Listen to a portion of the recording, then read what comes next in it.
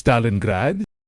Bayangkan satu kota berubah menjadi neraka di bumi. Tidak ada jalan aman, tidak ada bangunan yang utuh, dan tidak ada tempat untuk bersembunyi. Tahun 1942, di tepi sungai Volga, sebuah pertempuran dimulai yang akan mengubah sejarah dunia selamanya. Ini adalah pertempuran Stalingrad, tempat di mana lebih dari 2 juta nyawa akan hilang. Untuk memahami Stalingrad, kita harus kembali ke Perang Dunia Kedua.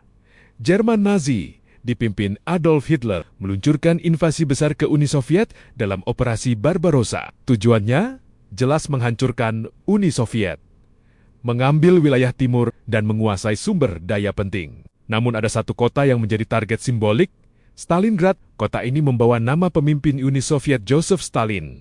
Bagi Hitler, merebut kota ini bukan hanya strategi militer, tapi juga simbol kemenangan. Pada musim panas 1942, pasukan Jerman mendekati Stalingrad. Langit dipenuhi pesawat pengebom. Tanah bergetar oleh tank dan artileri. Serangan udara menghancurkan kota, bahkan sebelum pertempuran darat dimulai. Dalam hitungan hari, Stalingrad berubah menjadi reruntuhan. Namun ada satu hal yang tidak diprediksi Jerman. Soviet tidak akan mundur. Pertempuran kini berubah menjadi perang jalanan. Tidak ada garis depan yang jelas.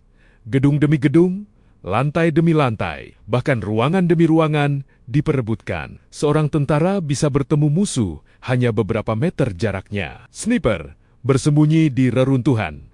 Menunggu satu kesalahan kecil, para tentara menyebutnya perang tikus. Rattenkrieg. Di tengah reruntuhan itu, tidak ada tempat aman. Musim dingin Rusia datang tanpa ampun. Suhu turun hingga minus 30 derajat Celcius. Tentara membeku di posisi mereka. Senjata sering macet karena dingin. Makanan hampir habis. Obat-obatan tidak ada. Namun kedua pihak tetap bertahan. Karena mundur berarti kematian. Di luar kota, Uni Soviet merencanakan serangan besar. Operasi ini disebut Operasi Uranus. Tujuannya mengepung pasukan Jerman di Stalingrad. Dan itu berhasil. Sekitar 300.000 tentara Jerman kini terjebak.